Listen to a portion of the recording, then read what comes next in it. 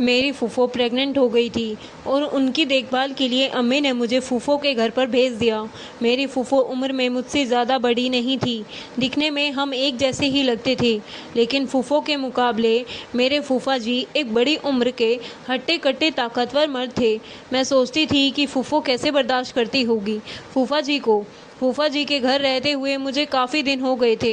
एक रात खाना खाने के बाद मैं किचन में बर्तन धोकर अपने बेडरूम में आई तो सोचा कि नहा धोकर थोड़ा फ्रेश हो जाती हूँ। गर्मी बहुत ज़्यादा थी। मैंने अलमारी से अपना सूट निकाला और बाथरूम में नहाने के लिए चली गई। थोड़ी देर के बाद मुझे ऐसा लगा कि जैसे रोशनदान से मुझे कोई देख रहा है, लेकिन कौन था? हो सकता है फूफा और फूफो तो अपने कमरे में सो रहे थे। मैंने इसे अपना वहम समझा और नहाने में मशरूफ़ हो गई। मैं काफ़ी दिन से रुकी हुई थी, सोचा क्यों ना आज अकेले ही प्रोग्राम कर लिया जाए। मैंने अपनी आंखें बंद कर रखी थी और मैं वहीं दीवार से टेक लगाकर बैठ गई। कुछ मिनट बाद मैंने अपनी आंखें खोली तो रोशनदान पर नज़र पड़ते ही मैं शर्मिंदा हो गई, क्योंकि सामने फूफा जी मुझे देख रहे थे। मैं उसी वक्त नहाकर अपने कमरे में चली गई। थोड़ी ही देर बाद फूफा जी मेरे कमरे में आए और उन्होंने दरवाजे को बंद कर दिया। कहने लगे, मुझे तो पता ही नहीं था कि हमारे घर में इतनी खूबसूरत लड़की भी रहती है। फिर फूफा जी ने ज़बरदस्ती मुझे बेड पर लेटा दिया और फिर मेरे साथ। हेलो दोस्तों, स्वागत है आप सभी का हमारी एक और रोमांचक कहानी में। उम्मीद करती हूँ कि आपको यह कहानी बेहद पसंद आएगी। मेरा नाम शबनम है। मैं अपने माँ बाप की इकलौती औलाद थी। दरअसल मेरे फूफा हमेशा से हम सबके साथ ही रहते थे। मेरी फूफो और मेरे उम्र में सिर्फ 8 साल का ही फ़र्क था। दादा के इंतकाल के बाद फूफो की सारी जिम्मेदारी मेरे पापा पर आ गई थी। हमारे बीच बिल्कुल सहेलियों की तरह ही बातचीत होती थी। मेरी फूफो की शादी के वक्त मैं सिर्फ 17 साल की ही थी। मैं अपनी फूफो से बहुत ही प्यार करती थी, क्योंकि मुझे उनसे शुरू से ही बहुत ज़्यादा लगाव था। इसलिए उनकी शादी के वक्त मेरा रो रो कर बुरा हाल हो चुका था। मेरे फूफो जी ने मेरे फूफो को रुखसती के वक्त मुझे अपने पास बुलाया और मुझे कसकर गले लगाकर मेरी पीठ सहलाने लगे और प्यार से मुझे समझाते हुए कहने लगे कि शबनम, रोने की क्या बात है, तुम्हारा जब भी दिल करे तुम हमारे घर चली आना। उनकी यह बात सुनकर मैं बहुत ही खुश हो गई थी। मैंने कहा कि फूफो तो शादी करके दूसरे शहर चली जाएंगी। तो फूफा जी कहने लगे, तो क्या हुआ, तुम्हारी फूफो कौन सा मुल्क छोड़कर जा रही हैं? दूसरे शहर ही तो जा रही हैं। तुम जब चाहो तब आ जाना, और जब भी तुम अपनी फूफो के पास आओगी तो मैं तुम्हें खुद पूरा शहर घुमाऊंगा। फूफो को रुखसत होकर अपने ससुराल चली गई थी, लेकिन मेरे दिल में अब यह अरमान जाग उठा था कि मैं कब अपनी फूफो के पास जाऊंगी और सब घर घूमूं फिरूंगी, मज़े करूंगी। और एक दिन फूफो और फूफा हमारे घर पूरे 1 साल के बाद आए थे। मेरी फूफो बहुत खुश लग रही थी। मेरे फूफा जी फूफो से बहुत प्यार करते थे। मैं उन दोनों को एक साथ देखकर बहुत ही खुश हो गई थी। मेरे फूफा जी बहुत ही और प्यार से बात करने वाले इंसान थे। इतने दिन वह हमारे घर रह रहे थे, वक्त मेरे आगे पीछे ही घूमते रहे और मेरा बहुत ख्याल रखते रहे। वह मेरे लिए बहुत सारे गिफ्ट और तोहफे भी लाए थे। मेरा कोई भाई नहीं था, इसीलिए मुझे उनसे लगाव हो गया था। पापा तो 1 हफ्ता हमारे साथ गुजार कर वापस अपने घर चली गई थी, और 3 महीने के बाद एक दिन फूफो का फ़ोन आया और उन्होंने बताया कि वे प्रेग्नेंट हैं। यह सुनकर तो मेरी अम्मी और पापा बहुत ही खुश हो गए थे, क्योंकि वह बहुत दिन के बाद हमारे घर खुशी की खबर आई थी। क्योंकि फूफो को खुश होने के साथ साथ बहुत ज़्यादा परेशान भी थी, और वह अम्मी से कहने लगी कि वह अकेले दूसरे शहर में इस हालत में नहीं रह सकती, क्योंकि उन्हें बहुत ज़्यादा चक्कर आ रहे हैं और उनकी तबीयत भी बहुत ज़्यादा ख़राब है। डॉक्टर ने उन्हें आराम करने को कहा है। यह सुनकर अम्मी बहुत ज़्यादा परेशान हो गई, तो वह कहने लगी कि काश मेरी सास जिंदा होती तो मुझे ऐसी परेशानी ना होती। ऐसे वक्त में किसी का साथ होना बहुत ही ज़्यादा ज़रूरी होता है। मेरे साथ साथ मेरी फूफो भी मेरी अम्मी की लाडली थी। उनकी बात सुनकर अम्मी ने फूफो से हमारे घर ही आकर रहने को कहा, लेकिन वह कहने लगी कि इमरान उन्हें छोड़ने के लिए तैयार ही नहीं है, और डॉक्टर ने भी उन्हें ऐसी हालत में लंबा सफ़र करने को मना किया है। और अगर फूफा आ जाती हैं तो फूफा जी और उनके पापा को खाना पीने की परेशानी हो जाएगी। और वैसे भी कोई 1-2 महीने की बात तो नहीं है, अभी तो पूरे 9 महीने बाकी हैं। फूफो की बात सुनकर अम्मी ने कहा कि ठीक है, तुम फिक्र ना करो, मैं शबनम को तुम्हारे पास भेज देती हूँ। शबनम के वहाँ पहुँच जाने से तुम्हारा भी दिल बहल जाएगा और यह तुम्हारे घर के कामकाज में भी मदद कर दिया करेगी।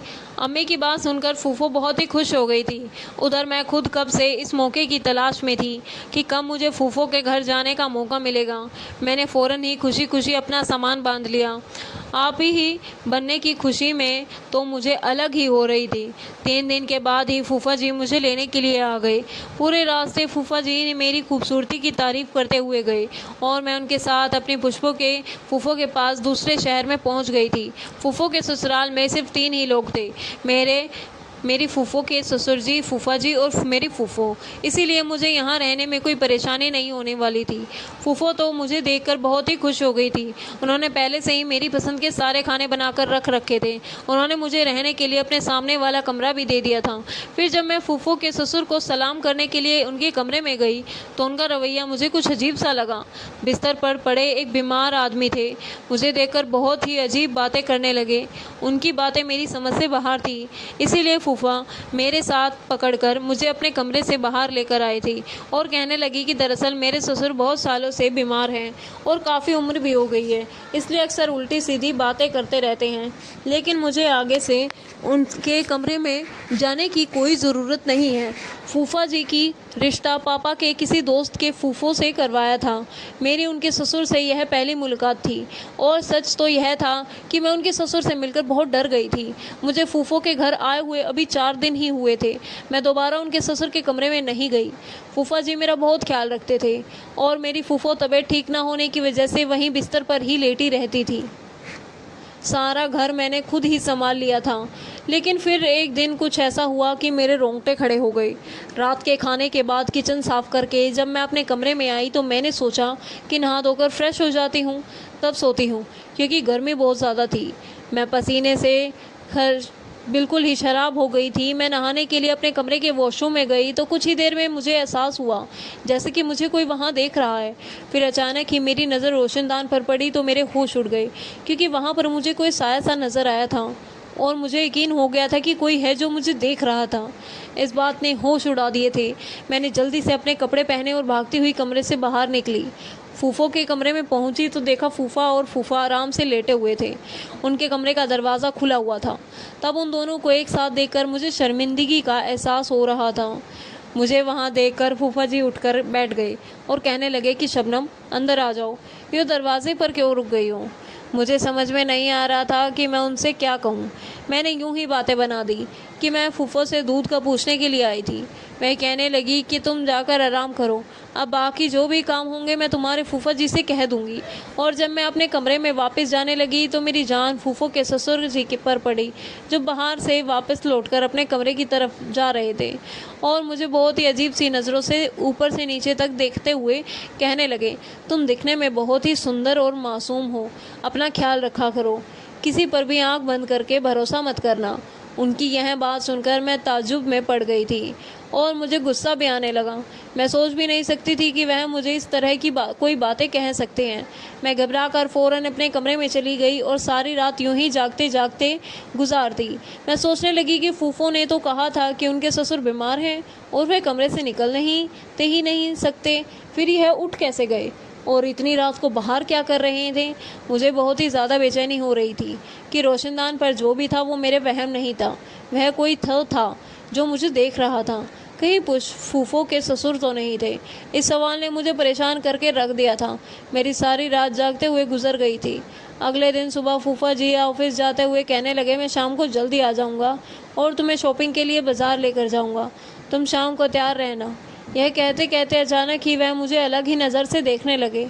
फिर उन्होंने मेरे करीब आकर मेरे गाल पर हाथ फेरा और ऑफिस के लिए निकल गए। उनके इस अंदाज पर मैं थोड़ी सी हैरान सी हो गई थी। फूफा भी इस वक्त मेरे पीछे ही खड़ी थी और कहने लगी, हाँ, वह तुमसे बहुत प्यार करते हैं, इसीलिए तुम भी उनका ख्याल रखने की कोशिश किया करो, क्योंकि आजकल मैं उनका ख्याल नहीं रख पा रही हूँ। फूफो की बात सुनकर मैंने कहा कि आप बिल्कुल भी फिक्र ना करें, मैं फूफा जी का ख्याल बहुत अच्छे से रखूँगी। शाम को मैं अच्छी तरह से तैयार हो गई तो फूफा जी मुझे शॉपिंग के लिए ले गए। उन्होंने फूफो से अपनी कहीं ज़्यादा मेरे लिए शॉपिंग की थी, लेकिन मुझे क्या पता था कि फूफा जी की शॉपिंग के बदले मेरे साथ क्या क्या करने वाले हैं। उस रात अचानक ही लाइट चली गई। तभी मेरे कमरे में किसी ने मुझे पीछे से आकर ज़ोर से पकड़ लिया। मैं बहुत ही डर गई थी। मुझे इस पर किसी की भी बात की उम्मीद नहीं थी। मैं फ़ौरन ही भागकर अपने कमरे से निकल गई। कुछ भी दिखाई नहीं दे रहा था क्योंकि वहाँ पर बहुत ही ज़्यादा अंधेरा था। अब मुझे अंधेरे से बहुत ही डर लगता था, लेकिन मैं अंदाजे से दीवार के सहारे फूफो के कमरे में पहुंची। वहां जाकर मैंने फूफो को आवाज़ दी तो वह कहने लगी, शबनम तुम परेशान ना हो, इमरान अभी लाइट देखने के लिए ही गए हैं, अक्सर हमारे घर की लाइट ही जाती रहती है, तुम परेशान ना हो। फिर फूफो ने अपने मोबाइल फ़ोन की लाइट जला दी। मेरे पास तो मोबाइल भी नहीं था। मैं फूफो के पास ही बैठ गई। थोड़ी देर के बाद लाइट आ गई तो फूफो मुझसे कहने लगी, तुम भी बहुत पागल हो शबनम, ज़रा से अंधेरे से इतना घबरा गई हो, फिर मेरा ख्याल कैसे रखोगी।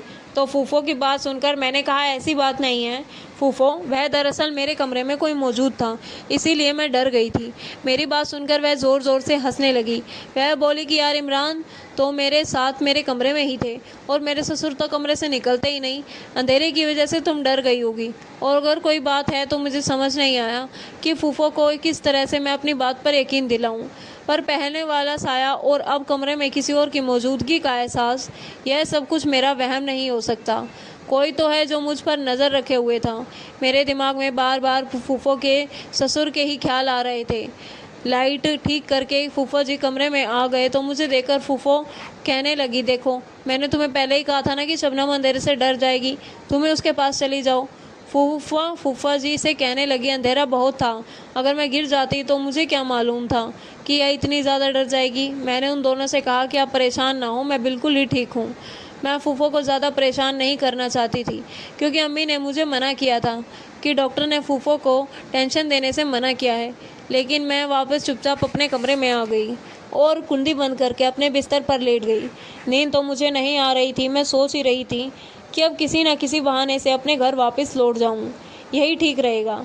इस बात का मुझे अच्छी तरह से यकीन हो गया था कि कोई मेरी तन्हाई का भरपूर फ़ायदा उठाने की कोशिश कर रहा है। अगले दिन फूफा जी किसी काम से थोड़ी देर के लिए दोपहर के वक्त अपने ऑफिस से घर लौट आए। उस वक्त खूब दवाई खाकर अपने कमरे में सो रही थी और मैं किचन में खाने की तैयारी कर रही थी। फूफा जी किचन में कब आए मुझे तो पता ही नहीं चला और उन्होंने मुझे पीछे से आकर अपनी आगोश में ले लिया और मुझे चूमने लगे। मुझे उनसे इस तरह की बिल्कुल भी उम्मीद नहीं थी। मैं हड़बड़ा कर उनकी कैद के बाहर निकलने की कोशिश करने लगी। मेरी आवाज़ मेरे गले में अटक कर रह गई थी और मैं कुछ भी नहीं कह पा रही थी। फिर फूफा जी ने ज़बरदस्ती कसकर पकड़ लिया और कहने लगे, तुम इतनी खूबसूरत हो कि तुमसे नज़र हटाने को दिल ही नहीं करता, और तुम नहाते हुए भी बहुत ही खूबसूरत लग रही थी। मेरे मोबाइल में तुम्हारे नहाते हुए की वीडियो है। फूफा जी ने उन लफ्ज़ों में तो मेरी सांस ही रुक गई थी। मैं सोच भी नहीं सकती थी कि वह इस कदर की घटिया इंसान होंगे। फिर उन्होंने मेरे मुंह पर हाथ रख दिया और मेरे वजूद पर हाथ फेरने की कोशिश करने लगे। मैं बड़ी मुश्किल से उनकी गिरफ्त से निकलती हुए रोते हुए भागकर किचन से बाहर आई तो सामने मेरी फूफो खड़ी हुई थी। मैं फ़ौरन ही जाकर उनसे चिपक गई। उन्होंने मुझे रोता हुआ देखकर कहा, शबनम घबराओ नहीं, मैंने सब कुछ देख लिया है। और फूफा जी को बुरा भला कहते हुए मुझे अपने कमरे में ले गई। मैंने रोते हुए फूफो से कहा कि मैं तो फूफा को अपने भाई की तरह ही समझती थी और आज उन्होंने मेरे साथ यह सब करने की कोशिश की है। फूफा, मैं यहाँ एक पल भी नहीं रहूँगी, मुझे अपने घर जाना है। मैं यह बात कह ही रही थी कि अचानक से फूफा जी कमरे में आ गए और मैं डर के मारे फूफो से लिपट गई। फिर फूफो ने एक ऐसी सरसरी सी नज़र मुझ पर डाली और फूफा जी से कहने लगी कि तुम कैसे मर्द हो जो एक 18 साल की लड़की को भी काबू में नहीं कर सकते। फूफो की बात सुनकर मेरे कदमों के नीचे से ज़मीन निकल गई थी। मैंने हैरानी से फूफो से पूछा कि आप क्या कह रही हैं फूफो। फूफो के चेहरे पर एक अजीब सी मुस्कुराहट आ गई। मैं हैरानी से फूफो को देख रही थी। मैं मेरे बालों में हाथ फेर कर कहने लगी, देखो शबनम, मेरी बात को गौर से सुनो। इमरान के साथ तुम्हें वह सब तो करना ही होगा, क्योंकि जो कुछ चाहिए वह तुम ही दे सकती हो और वह इस काम के बगैर मुनासिब नहीं होगा। मैं उनकी यह बात सुनकर गुस्से में उठकर खड़ी हो गई और फूफो से कहा, आप यह कैसी बातें कर रही हो? आप जानती हैं कि आपके शौहर मेरे साथ क्या करना चाहते हैं? वह मुझे इस्तेमाल करना चाहते हैं, मेरे साथ गलत काम करना चाहते हैं। आप कैसे ऐसे इंसान के साथ ज़िंदगी गुजार सकती हैं जो कि आपके प्रेग्नेंट होने के बाद भी आपकी भतीजी पर नज़र जमाए बैठे हैं? ऐसे इंसान आपके और आपके बच्चे को सारी ज़िंदगी क्या देगा? मेरी बात सुनकर फूफो कहने लगी, तुमको इमरान के साथ यह सब कुछ करना ही होगा, वरना वह कभी बाप नहीं बन सकेगा। फूफो की बात सुनकर मैंने कहा कि आप ये कैसी बातें कर रही हैं? आप हाला हैं और फूफा जी आप बहुत बनने वाले हैं। फूफो ने कहा, नहीं, मैं माँ नहीं बन सकती। यह बात पता चलने पर ही मैंने तुम्हें यहाँ बुलाया था, ताकि तुम यहाँ आकर मुझे और इमरान को एक बच्चा दे सको। इमरान किसी और का बच्चा गोद लेना नहीं चाहता, उन्हें अपना ही बच्चा चाहिए, और इसमें उसके लिए मेरे पास इससे ज़्यादा आसान रास्ता और कोई भी नहीं था, क्योंकि मैं किसी दूसरी औरत को अपनी सौतन बनाकर अपने सर पर सवार नहीं कर सकती। इसीलिए मैंने फ़ैसला किया कि मैं इस मकसद में तुम्हारी कुर्बानी कर दूं। वैसे भी तुम मेरी सगी भतीजी तो हो ही नहीं, मैं तुम पर तरस खाऊं। मैं इमरान से बहुत मोहब्बत करती हूं और उसे किसी भी कीमत पर छोड़ ना चाहती। इसीलिए मैं चाहती हूँ कि तुम हमारी इस कमी को पूरा करो और हमें एक बच्चा दे दो। और अगर तुमने यह सब नहीं किया तो तुम्हारी वीडियो हम दोनों मिलकर वायरल कर देंगे। तुम किसी को भी मुंह दिखाने के लायक नहीं रहोगी। यह बात कहकर उन दोनों ने ज़बरदस्ती मेरे हाथ पांव बेड से बांधकर मेरे मुंह पर टेप लगा दी।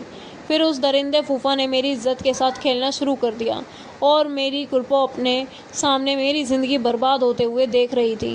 वह शख्स मेरी फूफो के सामने मेरे साथ वह सब कुछ कर रहा था और मेरी फूफो मेरे साथ यह सब कुछ होता हुआ अपनी आंखों से देखते हुए मुस्कुरा रही थी।